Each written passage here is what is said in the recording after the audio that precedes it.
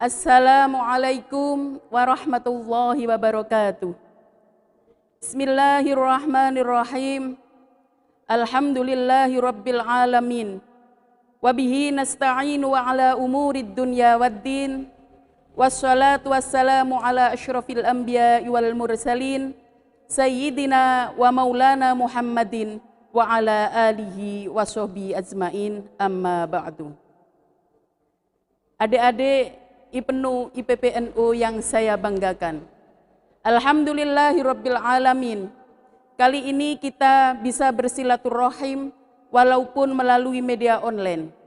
Mudah-mudahan silaturahim kita ini membawa manfaat dan barokah. Amin amin ya rabbal alamin. Dalam kehidupan ini kita semua memiliki tujuan yang sama, yaitu menginginkan kehidupan yang bahagia.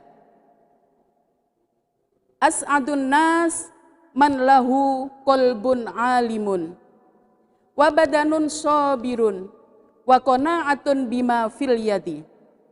Tanda-tanda orang yang hidupnya bahagia itu ada 3. Yang pertama adalah qalbun alimun, memiliki hati yang alim. Yang dimaksudkan di sini memiliki hati yang alim adalah seseorang merasa bahwa kemanapun dia selalu dilihat oleh Allah Subhanahu wa Ta'ala, sehingga apapun yang dia lakukan bukan hal-hal yang melanggar syariat agama. Tetapi sebaliknya, jika ada seseorang yang tidak memiliki hati yang alim, tentunya seseorang tersebut merasa bahwa kemanapun dia bebas, apalagi melakukan amal ibadah, segala sesuatu bukan karena mencari ridhonya Allah. Na'udzubillahi min dzalik. Misalkan ada orang yang melakukan ibadah sholat. Orang tersebut ketika sholat sendiri dibandingkan dengan sholat di depan banyak orang itu berbeda. Itu tandanya seseorang belum memiliki hati yang alim. Karena segala yang dilakukan bukan karena ridhonya Allah, melainkan masih dibayang-bayangi ingin dipuji oleh orang lain.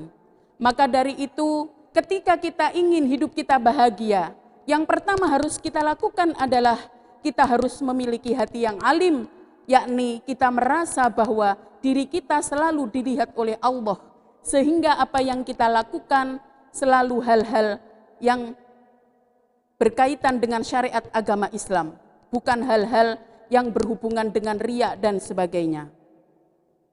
Adik-adik pelajar IPNU IPPNU yang saya banggakan, ciri-ciri orang bahagia yang nomor 2 adalah wabadanun sobirun, memiliki hati atau badan yang sabar. Sabar dalam menghadapi segala sesuatu. Sabar dalam hal ini ada yang sabar ala ta'ah, ada yang sabar alal musibah. Sabar ala ta'ah adalah sabar dalam melakukan segala perintah agama. Ketika seseorang melakukan perintah agama, dilakukan dengan hati yang sabar. Contohnya, kita melakukan perintah Allah yang berupa sholat. Sholat yang diperintahkan oleh Allah 5 waktu dalam sehari, yang waktunya berbeda-beda. Sebagaimana firman-Nya, innas sholata kanat 'alal mu'minina kitaban mauquta. Bahwa sholat itu diperintahkan kepada orang mukmin berwaktu-waktu. Kalau sholat yang diperintahkan berwaktu-waktu ini tidak dilakukan dengan hati yang sabar, seseorang tidak akan bisa melakukannya. Nah, ini juga termasuk sabar ala ta'ah, yaitu sabar menghadapi perintah agama. Yang kedua adalah sabar alal musibah. Seseorang itu harus sabar ketika menghadapi ujian dari Allah. Ujian dari Allah itu ada yang bersifat membahagiakan, ada yang bersifat menyedihkan. Karena seseorang yang dalam keadaan bahagia, itu juga merupakan ujian dari Allah. Bagaimana dia bisa menyikapi ujian Allah yang berupa kesenangan, yang berupa kebahagiaan. Begitu juga ketika seseorang mendapat ujian yang berupa kesusahan. Bagaimana dia menyikapi ujian yang berupa kesusahan tersebut. Nah, ini adalah termasuk ciri atau tanda orang yang hidupnya bahagia, yaitu orang yang senantiasa sabar dalam menghadapi ujian dari Allah dan juga sabar ketika menjalankan perintah-perintah agama. Tanda-tanda orang bahagia yang ketiga adalah wa qanaatun bima fil yadi. Qanaah atau menerima apapun yang diberikan oleh Allah dengan hati yang lapang. Ketika kita diberikan kenikmatan oleh Allah, kita bisa menggunakan, kita bisa mensyukuri nikmat Allah tersebut. Contohnya adik-adik IPNU, IPPNU.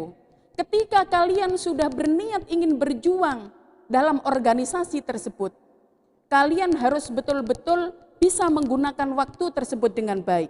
Ini juga merupakan bentuk syukur kepada Allah atas nikmat yang diberikan oleh Allah kepada kita.